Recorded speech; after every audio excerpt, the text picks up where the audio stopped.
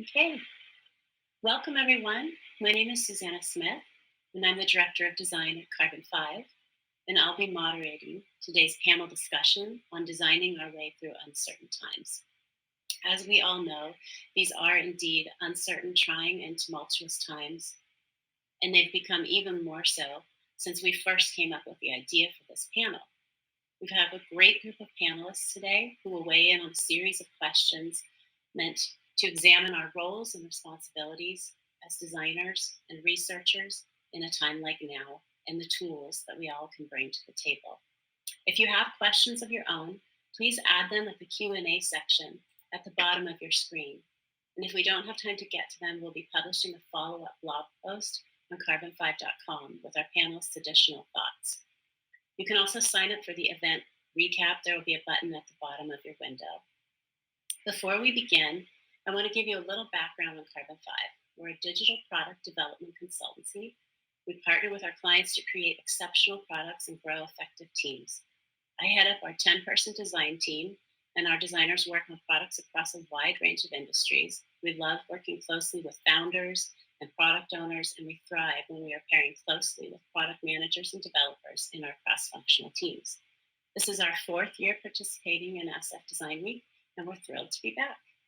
So today, I'm looking forward to a great conversation with some truly thoughtful and insightful panelists.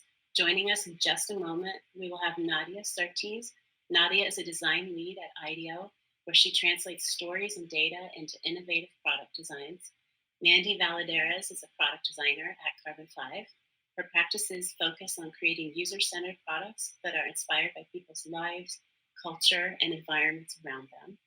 We're going to have Lisa Ratner join us. She's a UX researcher focused on inclusivity and applying user experience research and design strategies to the transportation field, most recently at Lyft.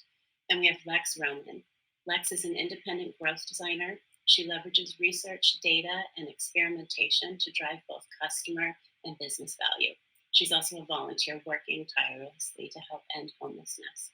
And so with that, I am going to invite up. We can only have 4 folks at a time. So we're going to start off with Nadia Surtees, Mandy Valadares, and Lisa Ratner to speak about something that I think we're all grappling with in this moment. And maybe we can start with you, Nadia, and talk to us about how your role as a designer or a researcher has changed and how you've adapted your processes during the pandemic. Thank you. It's a great.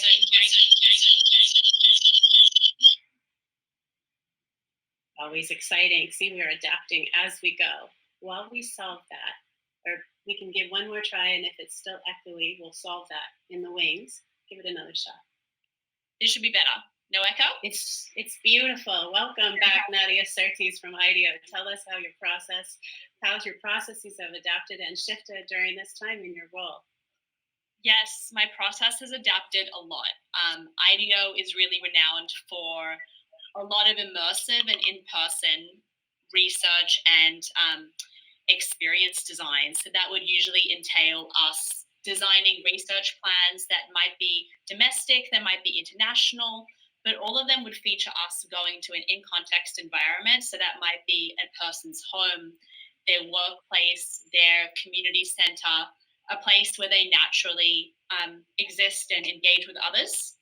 And of course, now in COVID, it is completely switched to being online. So there's this sense of disembodiment in a way where we are now like popping virtually into people's spaces, but we're losing a lot of the context. We don't get that 3-dimensional experience of really noticing the texture of people's homes, noticing the nonverbal communication, the pregnant pauses between a sentence. There's a lot of moments that are filled in with conversation now with digital collaboration tools that we're missing out on that full experience. There's been a lot of adapting. And of course, beyond going to places, we've also had to adapt by migrating onto digital tools. And I found it particularly interesting at this time to notice when we are using tools that are digitally native and we're using them properly in the way that that was actually intended and really pushing the boundaries with the way in which we're designing, and where we're actually kind of fumbling we're awkward and we're trying to replicate the analog experiences we were having, say with like a post-it note, and creating digital post-it notes, perhaps in a tool that like was totally not intended for that, but we're uncomfortable with the discomfort of this uncertain time. So we're trying to ease our way into it. Hmm. Absolutely. Everything you're saying is ringing true. We're off to a great start. Why don't I throw it over to Mandy, my fellow designer here at Carbon Five, to talk about how your role has shifted and changed in your processes. Yeah. Very similar to Nadia's experience at C5, we co locate with our clients. So they come into our offices. We have a dedicated war room and we put post its and stickies on the wall. We chat through things, we sketch with our clients. One thing that I've noticed that we've had to adapt and how a role has changed is like extra crafted planning as well as setup.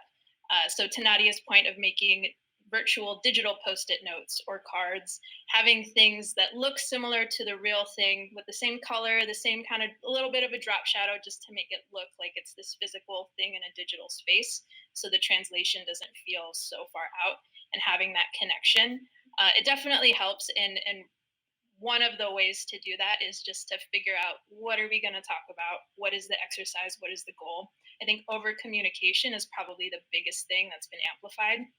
I've certainly been in a situation where I've had to reiterate, this is the goal, these are the outcomes, and like 20 minutes later they'll be like, wait, what are we doing this for? This is the goal and so like constantly repeating it because we don't have it up on a wall, we don't have it written on a whiteboard. It's a very tunnel vision world of one screen now. So being extra careful as well as specific around those things that we are calling out and crafting those intros or introductions. Yeah, and setting up a file has been my life now as a designer. I'm not just designing screens or sketching anymore. Like I am in a Figma file crafting like the experience of an exercise that we are going to do and documenting it all. So that's been the biggest adaptation of my process. Absolutely. Yeah. Tunnel vision of one screen, but the reality is that all around all of these windows, there's like a million other windows happening for distraction, and that you're crafting an experience as you create and deliver your work. Um, I'd love to turn now to you, Lisa, UX researcher. Tell us about your role and how it has been with the pandemic. Yeah, so prior to this, like you mentioned, I was working at Lyft as a UX researcher, and I was focusing on inclusivity across our whole organization. I was in a horizontal role, so looking across all of our products. And it was a role that it was not the role that I was hired to do when I first came in at Lyft. I pitched the role and I got it approved, and it was a dream job. And my practice used both remote and in person tools, but I swayed a lot towards in person, largely because a lot of times I was really helping facilitate decision making for the team and using research to help do that. So, one of the things that I'll kind of model for you guys is really like in a room using post its. Trying to see like what the priorities are, right? If we've got A or B, and one of my favorite things is to do this and to see who's squirming in their seat when I put A above B. And so Mm-hmm. some of that I think has it's hard to capture that. If anyone has ideas for how to capture that, like seeing who's squirming in their seat, who's not verbally speaking up, I'd be Mm-hmm. really curious to learn how they're doing that. And then talk about uncertainty. I was part of the layoffs. So there's also that work around, grieving the loss of the work and that you spent a lot of time and emotional labor on. And so my days look really different with the pandemic. There's interviewing for jobs and there's taking online classes, but I'm not kind of conducting a lot of research on a day-to-day basis during this pandemic. Anyway, I'm sure there's a lot of people on the call who may have been impacted by COVID, and so you can kind of, I don't know. I hope that like my story can kind of resonate with you guys, and I hear you and I see you. Absolutely. I think that that is, I think you're bringing a really beautiful perspective to this panel of like from the other side, like what happens when really the world changes, and then how do you, I'm sure you are doing a ton of research right now, and it's probably largely centered around the title of this panel, which is uncertainty and how do I navigate this. So I'm really glad you're here with us. I'm going to bring up Lex. Maybe we swap Nadia and Lex for a moment. We have one more panelist. We can only have 4 heads up at once, so we're going to do our first swap and bring in Lex Roman. And give her a minute, and here she comes. Let's see. Lex. Let's see. We want to have Lex. There she is. Here's Lex. This is Lex Brownman. And Lex, could you describe how do you describe yourself as a designer or researcher to designers and researchers, and how has your role changed during this time? I describe myself as a growth designer, which is a term that I first heard when I was working at Carbon 5 during a lunch talk by a growth marketer years ago, probably in like 2014 or 2015. I heard the term growth designer. I decided to sort of double down and popularize that. I write and speak a lot about that. Growth design is the practice of intentionally focusing on the growth of a business through the lens of design. And so perhaps folks here are familiar with growth hackers or growth marketers. Growth design is that same idea, but with a design lens, the design skill set. This, as you mentioned, Suze, I'm also really involved in my community. And so this pandemic has really given me a lot of work to do and has shifted my practice sort of away from private corporations, more into the nonprofit and grassroots coalition space. And so I've been doing a lot more like web design, communication design, both around COVID and around defunding the police and the movement to invest in communities, which we can talk about more later. But yeah, it's shifting for me. I'm really reevaluating growth as a driver of impact rather than a driver of profit. Mm-hmm. Bless you. Thank you. Bless you. And I know, I'm sure there's a lot of work to do once you go down that portal. Let's switch gears now, and actually it's not switching gears, but let's just move on to the next question I have for you, which is remote collaboration. Let's talk about remote collaboration. Do you love it?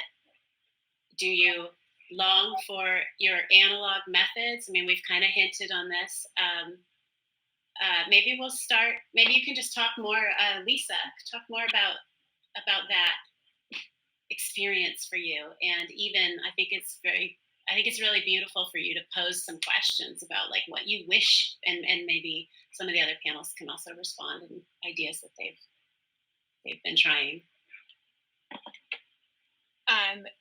I'm so sorry. I got distracted for a second. See how the world is right now. It's okay. One window, Lisa. One window. It's okay. We're going to talk about remote collaboration, and here we are living it out. And I want to hear from all of you. Do you love it? Are you mourning your analog methods? And I think since you've already voiced a little bit of that, I think it's really valuable for all of us to just hear the questions that you might have of how do I do this thing? Because this audience and these panelists might have some interesting ideas we can trade. Got it. Definitely. So I think that, so last year I gave a talk at UXPA called Tales from a Post-it Lady. So that probably shows you where I sit on the spectrum. I definitely gravitate towards the in-person. However, I do feel like I can have an objective perspective that in-person has its limitations and remote has its limitations. And so it's about kind of understanding and picking and choosing.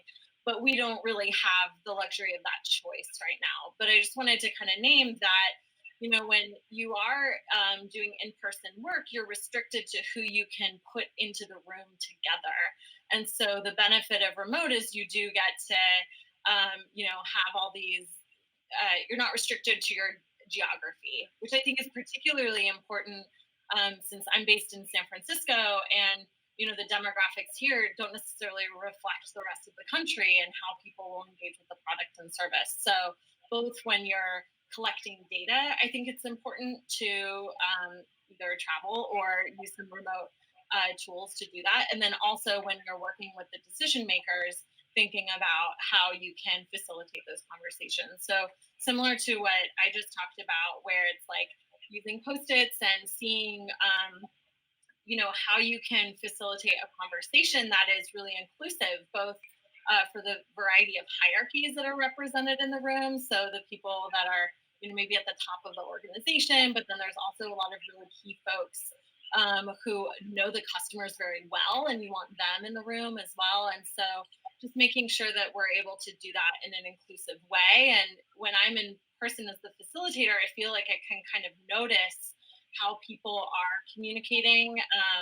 Again, like the nonverbal cues that are going on. And so I think, yeah, I am grieving that. I'm grieving the loss of that. In fact, as soon as I got laid off, I went into real like adrenaline mode. I was like, I'm gonna get that next job, like boom, boom, boom. And I had a final interview scheduled, and the night before, I just kind of had this, was up all night, and I was like, I haven't really processed how I'm gonna do my job in this new way. And I think I really need to wrap my head around that, how I can be authentic to myself and how I do this work. So I'm really eager to hear from the rest of you guys to hear how you've also been adapting to that. And one thing I want to add is we did some research in Georgia and Seattle, and we did video diaries. And I did find that that was a really incredible way to not only get access to different parts of the country, but also different times of day. So people were recording videos at 3 a.m. because they were driving at 3 a.m. And the world is different at 3 a.m. And if I was out there in person doing research, I would have been with them at 3 p.m., not 3 a.m. So I think that there are some interesting ways in which it can shine light and bring a sense of reality to what's going on that we just can't capture in person. That's cool. That I'm gonna send it to Mandy. And one of the last projects that we were working on together actually was relying a lot on video and even thinking about lower bandwidth and how you include people. This particular project was global. So how are you thinking about other people with low connectivity issues in other countries? But that's certainly right here at home as well. That's such an interesting insight into like if you get somebody sharing their thoughts with you at 3 a.m. How might they be? How might they share something completely different at that time than they would with you in person? So that's really cool. I'll send it over to Mandy. Yeah. I was like, yes, please let me jump in. So there's 100% truth to what Lisa is saying. It's like that visual connection of seeing people, their reactions. That she mentioned, like squirming or somebody going like this, or just like getting those visual cues are just as important as the words that are coming out. There are two kinds of tools that Susan and I have both experienced, and there's like the real-time tools and then the async tools. And for us who live in a world where we just have one laptop, we don't have a monitor and a laptop, to share your screen, to do a real-time tool. So I live in Figma now. Figma has been like a godsend for me personally. But to share a Figma screen, see other people's cursors, but then not see faces when you just have a laptop is really tricky, and seeing those faces is just as important. So one thing is being able to do the split view on your laptop if you have a Mac or if you have a Windows. I'm not quite sure what that is, but trying to do a split view. And even though they're smaller, that visual connection of people is so important. So like using tools where you don't have to share your screen, where multiple people can be on it and seeing different things. So Figma has definitely been that for us. Loom has been a really cool tool in terms of async feedback, where a person can share their screen and then video record their thoughts, and then whoever watches it sees that person. So you do get that physical and those reactions. They're just at different points in time, which I found it hasn't been that crazy. We did a few back and forth for some design reviews, and it was actually pretty great.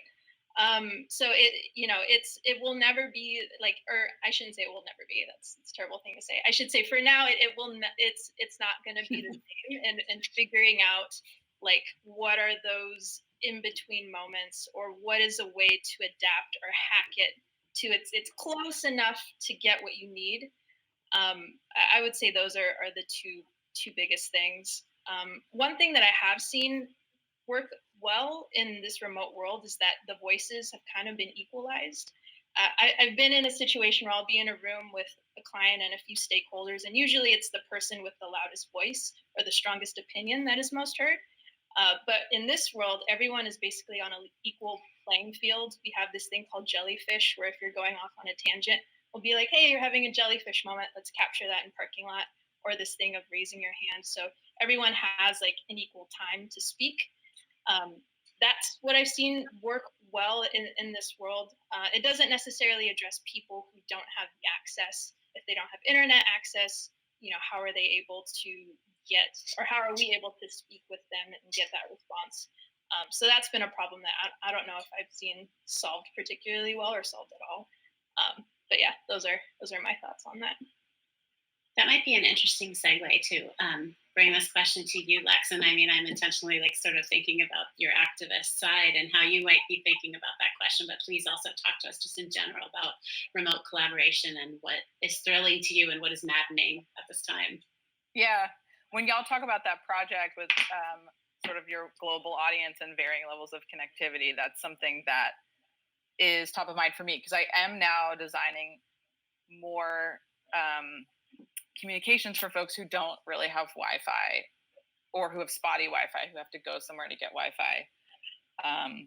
And I'm making like an Instagram graphic that they can screenshot on their phone for like where they can take a shower or something like that. And so that, yeah, what's challenging in the activist space and for anyone who's working on these issues, although I don't know how many folks are in the tech world, but we talk a lot about how do we get, sort of beyond user research, how do we get folks really involved in the design process, specifically, folks who are unhoused, folks who are not stably housed, don't have permanent housing.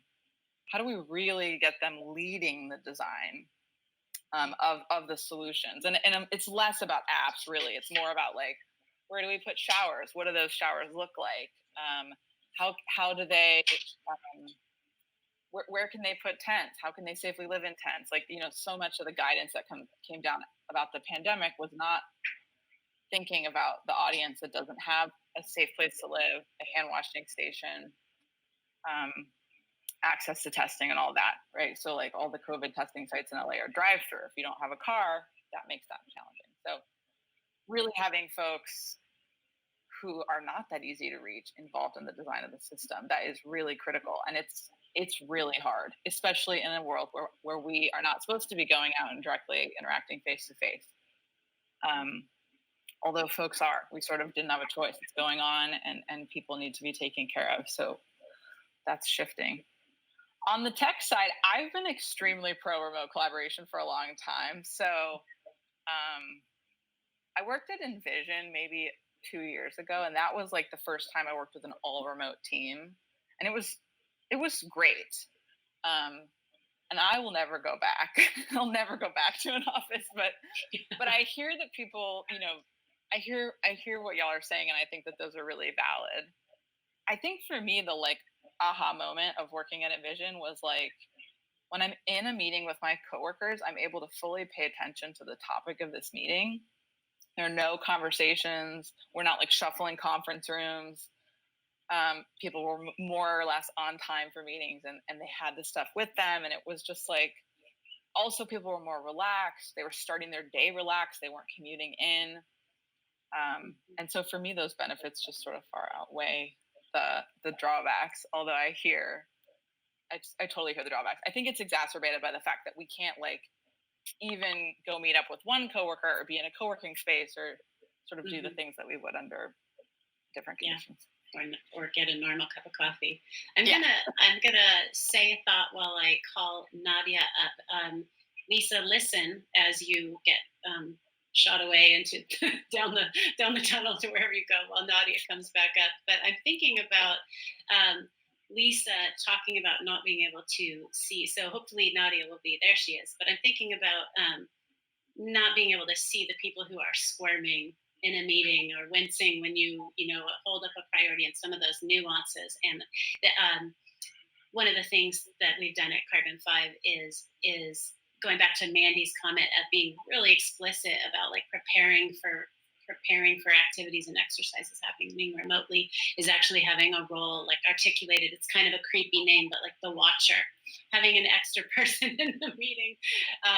Maybe we should find a different name, but the watcher whose sole job is to kind of like be listening and like looking. This is for client meetings where they aren't people we know as well yet, or maybe they wouldn't speak up as freely as our own teammates would, and being able to just call out and flag in Slack when somebody needs to be called on.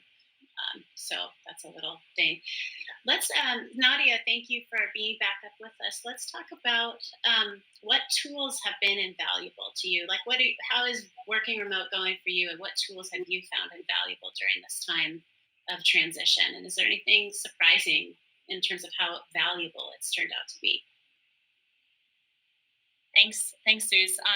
In terms of tools, I can definitely talk to tools. I think what's more interesting to me is actually the behaviors and the new norms that are happening around these tools that I'd love to highlight. Yeah. So a tool that I'm using a lot, similar to what Mandy is sharing, is Figma. And I think that the thing that's interesting to me about that is how our team has sort of defaulted to that being our catch-all. So it's our board to collect inspiration. It's our board to download insights from interviews. It's our board to start working on concepting and even build out final presentations or the bones of that. And I'm noticing this tendency that people are in a state of overwhelm with digital. And what people are seeking on their teams is this sense of like, where is my digital home? Like, where are my team members at any given point in time, and where can I find them without having to like search all over the web for our multiple tools that are all like semi outdated with information. And it's just like so much energy is being spent like keeping Asana up to date, keeping all of your Google Docs up to date, and Airtable and all of them. And I think before COVID, there's been such excitement around bespoke SaaS tools that are very, they have features that are like really incredibly tailored. But I'm noticing now that there's more interest in like having a tool that does less specific things well, like the one tool that I can reliably go to like get a lot of things done. So that's been interesting to me, is just like how people are hacking tools that are not designed for purpose to get what their needs met. The other thing that's really interesting is this new kind of role I'm seeing emerge around an experienced designer who's like actually setting up digital spaces to enable people to have a really great experience. And that might be a person who's like ahead of time going into Figma and setting up the boards, so that when people don't like land in a space, they're kind of just like feeling very lost and kind of like not knowing where to go.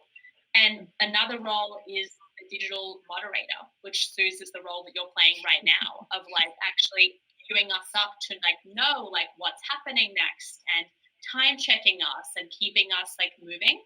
Where I think that in an analog world, there's more of a sense of like tracking of time and a tracking of space because we're more embodied.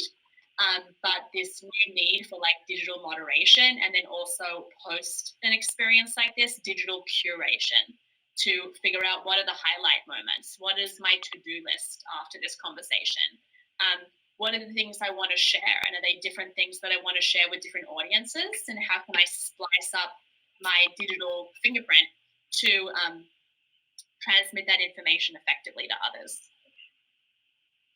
That makes a lot of sense. I'm reflecting back to the earliest moments, and I was on a team with Mandy, and when we first went remote, and just feeling like really overwhelmed, like all the notes I'm scribbling in the wings of these meetings, and then trying to get that bundled up and shared back out. And I think as we've eased into this new normal, you start to become more aware of those modes you need to be in, or those roles that you need to play, or how to articulate those roles and give them to the people on your team. Mandy, you're raising your hand. Do you want to speak a little to that? Yeah. And I wanted to piggyback off of what Nadia was saying, specifically around that experience designer role of pre-baking or pre-setting up a template for other people to jump into and just start to participate and know what to do. In addition to Figma, so one of the things that I've been doing at Carbon 5 is setting up templates and wearing that hat and being like, here's our kickoff kit for remote, for personas, and an experience map, and like a prioritization exercise, and just like putting that together, which does take time, and setting that up in a way where it's like, let's try it first with this client, let's see how it works, let's do a reflection, okay, let's finesse it a little bit more, and now we can set it up and have it available for other people in the company to use for whatever needs that they have.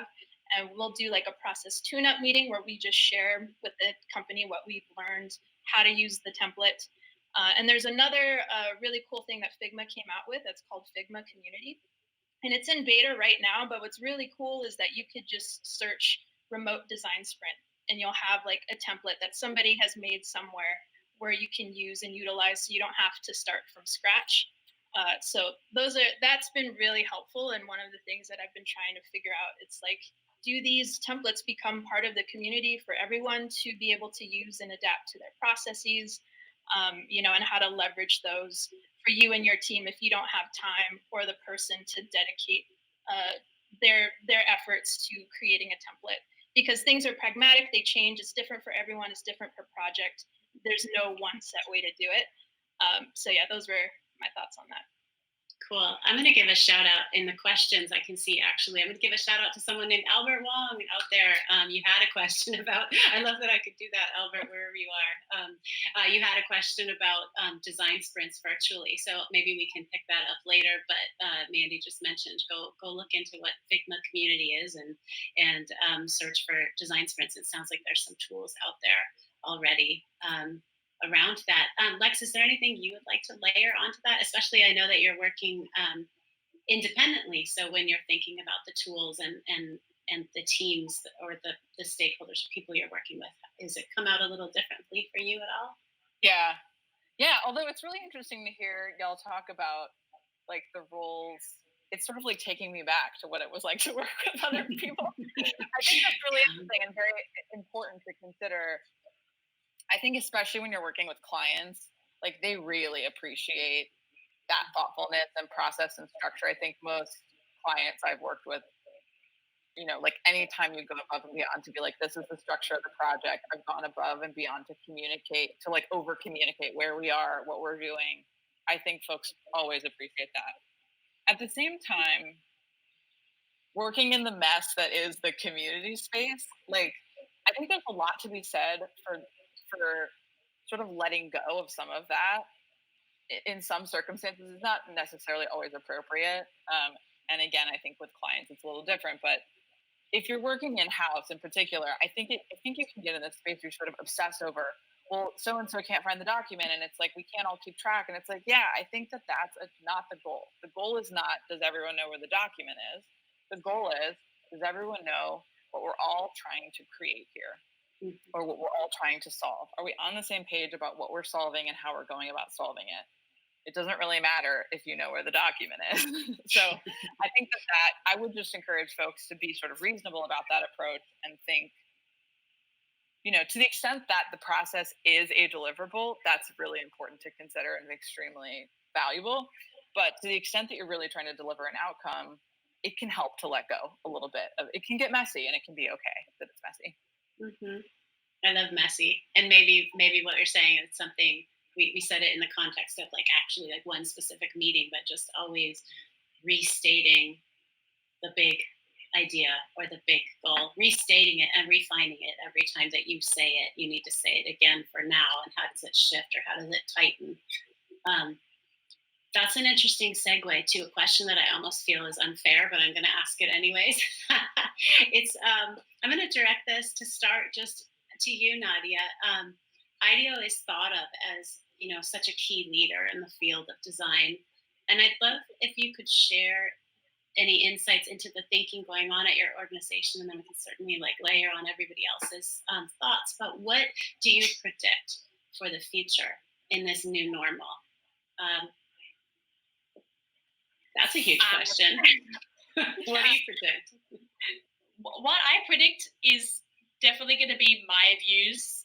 I'm not going to say this on behalf of all of IDEO, but I will say that there is a very active community at IDEO who is talking with a lot of enthusiasm about what is this future of distributed teams, what is this future of being able to do design and design thinking exceptionally in a way that enables the highest quality of life for designers, as well as enabling us to reach the people who we seek to serve through our design process.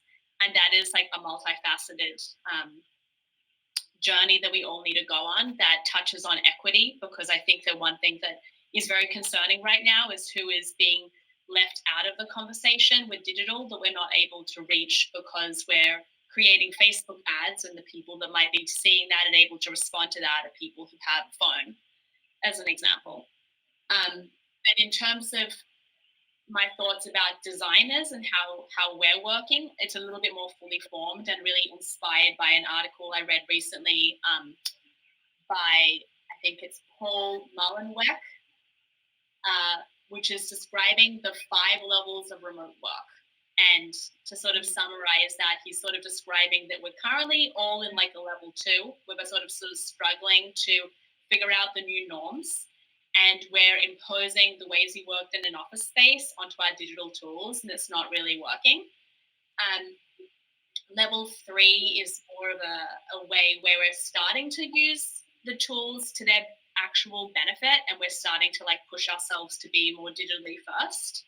But really the nirvana of all of this is true asynchronous work, where we're so effectively communicating with written word or like the tool that was surfaced before, Loom, of like video messaging that people can do in their own time, that if you're a morning person, great, you can like get up and work in the morning and go surfing in the afternoon, or take care of your kids or whatever's happening in your life that you need to attend to.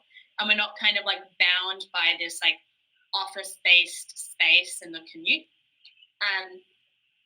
And yes, that is the article. Thank you, David, for posting that. I just found that to be really inspiring, of just really mapping out like where can we get that's going to really make everybody happy. And I think also very importantly, carving out this space for us to do our best work creatively, because there's just so many inundations of like Slack messages now and endless Zoom calls that there's not a lot of like deep thinking and processing.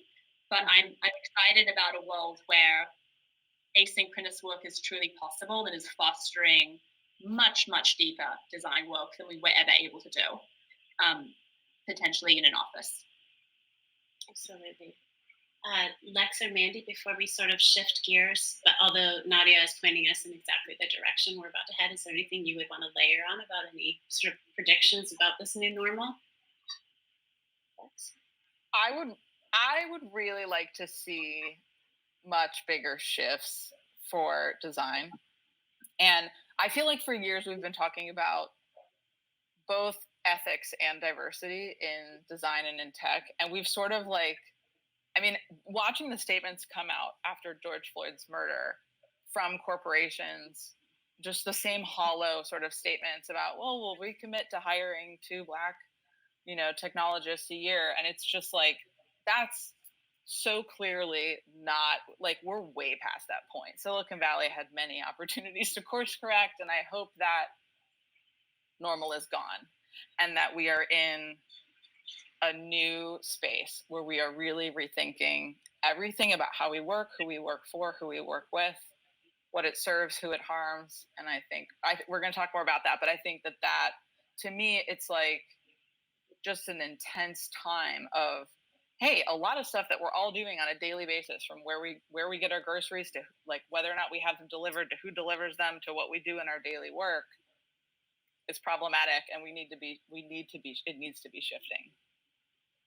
You're getting some big all caps high fives in the chat. So thank you, and right back at you to everyone who gets fired up in the chat. We see you. Mandy. Yeah, and I have something just to piggyback off of Lex's comment.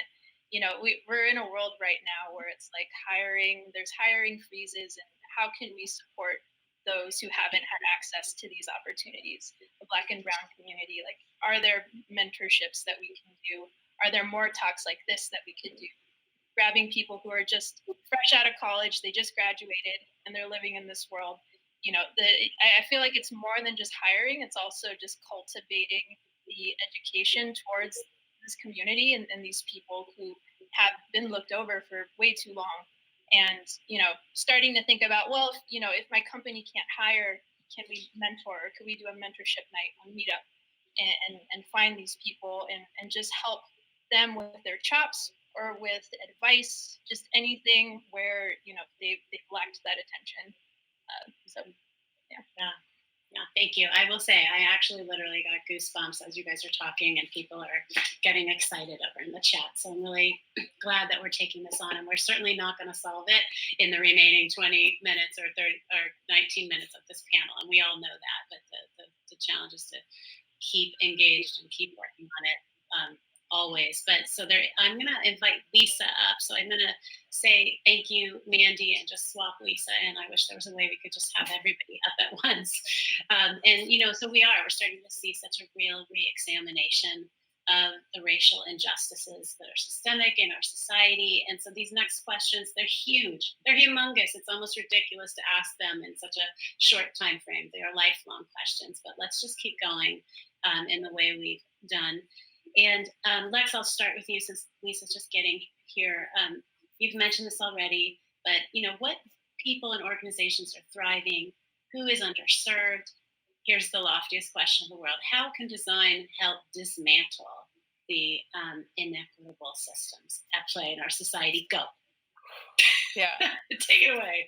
I mean, first of all, you hit the nail on the head. This is a lifelong question, and I think we're seeing a lot of folks come into this moment sort of terrifyingly be like, wow, I'm just awakening to this. And it's like, okay, well, so acknowledging that this is a lifelong journey for all of us to become aware and change things is really key.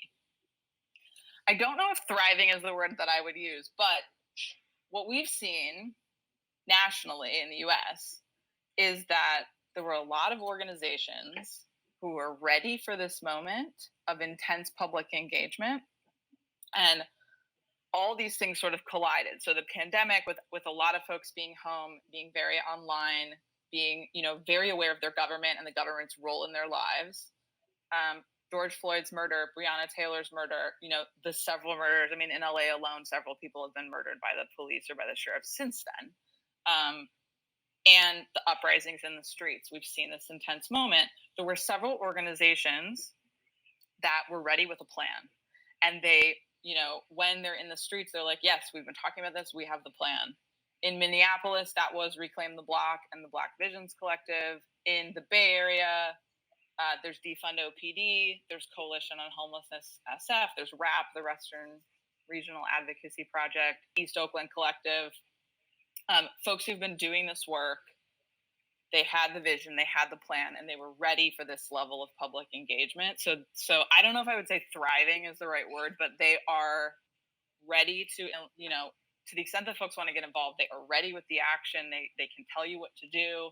Just as we're talking, folks in LA are on the phone giving public comment to city council about the budget, about the city budget and where we invest our resources as a municipality. So I also think one thing on the design side is there's a designer named Vanessa Newman who put forth this initiative called Design to Divest, D2D. And I'm not really sure where that's going to lead. I don't have an online place to point you to. But the questions that were posed as part of that were, what does it look like for Black designers to lead the future of design? What does it look like, to sort of shift the lens and say, how do we highlight and uplift Black designers to take the lead here? Not just sort of say, sure, we'll hire a couple of Black designers on the team, but say they're leading, we're following. I think that's really compelling. I would definitely watch Vanessa Newman and the Design to Divest, look out for that and other efforts like that, because I think that is where we're heading, the future as led by Black creators, I think is really compelling and important to watch and support. Mm-hmm. Yeah, Lisa, can I turn to you also? Thank you, Lex. And I should say, I assure everyone listening in that we are furiously in the background, like writing down all of these resources and links, and we will send out a recap. There's this button at the bottom of the screen. Sign up for that, and you'll hear a roundup from Carbon 5 about this. And maybe we can also think about other collaborative ways to keep these resources and ideas going.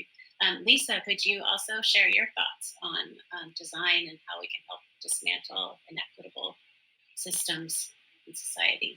Yeah, so I'm really thinking about it from the lens of a UX researcher, and I absolutely applaud the D&I efforts to hire more inclusively, and I think we really need to recruit participants in a more diverse way as well. So much of what we're doing is going out and collecting data, and our insights are formed based on this data. But that means that if we're not talking to a diverse enough set of participants, either in what should we build or how should we build it, we're going to continue to design for the needs of certain demographics. So I think it's really important for us to look not just at hiring, but at those recruiting efforts. And so for the designers and the researchers out there, it's about saying, okay, who haven't we spoken with? Who might this be excluding? Who do we want to make sure that this works for? And then sometimes it is harder to reach those populations, especially with COVID. I think that's really challenging. I want to give a couple of examples of folks that I think are very underserved right now. So I worked at Code for America, and we were innovating the way that government delivers social services. I think they're a great organization to get involved with if you're looking to do social impact work through design and research. And one of the projects that we did, we went to the library to do user testing because we wanted to make sure that these resources that the government was paying for could work for the widest range of people. And what we saw was that right before the library opens, there is a line around the block to get in. And that's because there's so many folks waiting to go charge their phones, for example. And so cell phone penetration is pretty high, but that's only one piece, is putting it in the hands of folks. I think something that we're seeing go on with the pandemic is a lot of families having to share the same device. So you might have a child that needs to do their homework, but then mom and dad need to pay the bills on that same phone or check in to see their work schedule or whatever it is. Or maybe it's folks who are using, not the latest and greatest of technology. So I think that access to tech is, clearly something that we're seeing, which is really hard. And I think the other thing is that if you want to do a lot of social impact work, I really recommend, and you're going to work for if you're going to work for a private organization, I would really recommend building a business case for that. One of the mantras that I kind of had in doing a lot of this work is moral imperative gets these social impact projects on the backlog, but business case is what gets it shipped. So if the PMs are really oriented around the business metrics and the OKRs and what's in their job description, then I think it's about getting some of these social impact things integrated and woven into that. And then the whole machine of the organization will align with that. Otherwise, you're basically asking people to volunteer their time to do that is outside of their job description or outside of the OKRs. And that's, I think, the biggest way. And I think there are a lot of good business cases out there. Some of the ones that we used is that it's going to expand your user base.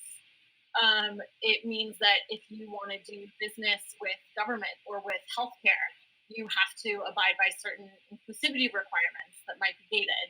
And then also thinking about reducing risk, legal risk, especially around accessibility. So I think those are some ways that you can address the inequities that the private technology companies might be building towards, is to really just make sure that the business case is there and it's interwoven. I think that's really beautifully put. Nadia, I'd love to get your thoughts on this. And we have about 10 minutes left. So if we're lucky, we'll collect brilliant thoughts and maybe have a moment where we can pick up one of the questions in the panel. But I'd love to get your thoughts, Nadia, on design's role in this time and how we can help. Yeah, I think design's role is so important. And what I'm really inspired by is bringing people who have lived expertise into the design process in a bigger way than us as white designers. I'll talk to a project that we did with Carbon 5, which was Bendable. And on Bendable, it's a new site that's just launched. It's designed originally for the people of South Bend, Indiana, who are residents there, to gain digital confidence in order to transition from work that they might have been doing in factories or in restaurants to having skills that are digital, that they can do online, where they can secure a higher income and a better quality of life for them and their families. And our approach to this was as equity-centered as we could at the time, because of course, IDEO, like everyone, is on a journey of learning about how to design with communities. But what really stood out to me was finding people within the community who were very active members. Maybe it was an active member of their church, of their soccer team, of their dance community, of their workplace, who had peers that they could connect with. And seeing our role as actually how can we give them basic design research skills to be able to facilitate conversations with their peers and intentionally design ourselves out of the room. So we wanted to be like not involved as much as possible so that they could get real talk feedback from their peers that was not biased by my presence or by any presence of somebody who was not actually a resident of South Bend. And the other point that I think was really important that was pointed out to me on an onboarding session I had with these community connectors was that the way in which I authored the prompts to facilitate these like concepting sessions is that I totally wrote it in a way that was very like academic and that was very professional, and the language was never going to resonate with their community. And it was a big turning point for me around giving the authority to author and re-author so that the presentation of information is actually in the tone of that community and is not in my words, which might actually be very off-putting. Yeah, I'm gonna thank you. I was part of working on Bendable, so it was really wonderful to see ideas work and then figure out how to carry it forward with the development team. I just sent a note to our admins to see if we can get Mandy up here real quick for one last question. We are coming down on the hour, but there is a burning question from the audience. That's a little bit of a hard left from these big societal issues back to brass tacks, but that is the reality. We've got to do our work while we figure out how to make the world better. So hopefully we can bring Mandy up. And there's a question to the group: how have you guys run week-long workshops or design sprints virtually, and what has been the biggest problem that you've run into? To me, the attention span of the workshop participants is always shorter than in the virtual, and that the drawing and sketching part is harder. Before we get Mandy back up, I wonder if, let's see who's still up here with me. Lex, have you done, hello, Lex, have you done design sprint workshops? Or here's Mandy. Maybe Mandy, you can speak to this in a couple sentences or two. Sure. Yes. So for design sprints and running them remotely, there's one half of, I guess, the pie where it's like figuring out day to day what exactly you're going to do and like what are the goals for each day. So typically with design sprints, it's like defining, getting all of the answers on what's the problem, what are we trying to solve, and then there's ideation, refinement, going into prototyping and getting user feedback is like the general gist of that. So for things like getting definition around a thing and understanding what are the goals, what's important for the business, who are the users, if the stakeholders know who the users are already, Those could range from a few different exercises you could do. In terms of being able to capture people's attention in a time span, usually like those exercises are about an hour and a half if you really want to push it, because attention to a tunnel vision screen is hard, and breaks are necessary. So being able to craft the different exercises that you want to address in those different pillars, and basically making sure that that's within about an hour of someone's time. So that speaks to setting up a Figma file. That speaks to having somebody facilitate, having somebody note take.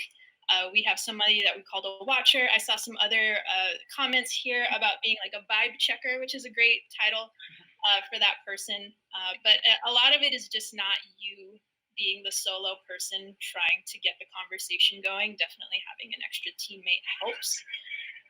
And we've also done some where they are remote kickoffs. So there are 2 days all day on your computer working with a client. And those are, how do I say, it takes a lot of planning to do, because every exercise needs to be what you need. It's really like, what information do you need to get out of it, and what are those key things that we can do to make it happen. So one, not waste people's time, and two, just because time is so precious and valuable, how do we get that succinct bits of info? So a lot of it, and I keep saying it over and over, but it's just planning with your team as well. Like, we prepped for a week before we did a 2-day remote kickoff session with a client, and that was with myself, a person from product, and 2 developers, and we just talked through, what do we need to understand, what have we talked with them about before, what are some potential exercises, and then basically narrowing it down from there. But it was really like a week-long planning process for 2 days. And then it was the prep for the Figma templates, for the slide deck, the insights after, somebody grabbing those and documenting those. So a lot of it is just like designing the experience of remote is really what it comes down to, in addition to what you've already been doing in the past. So it's an extra layer of that. And I do want to, I'll post the link in the description, but there is in Figma community, somebody had created a template for remote design sprints. So I'll be sure to pop that link in there. But those are my main thoughts around that. Great. Any quick last thoughts from Lex or Lisa, since I have you here on that? Yeah. Well, I think that we have 2 minutes, I think, 3 minutes, and I don't know if we can, one quick sentence. Here's a question. How do you stay focused on work these days? Any tips? How do you, it's hard to focus. Any quick tips? I mean, I would say work on things you're passionate about, to the extent that you can do that and find time for that. Like, that's been the key for me, is being able to align my values and the things that are pressing in this moment. I mean, before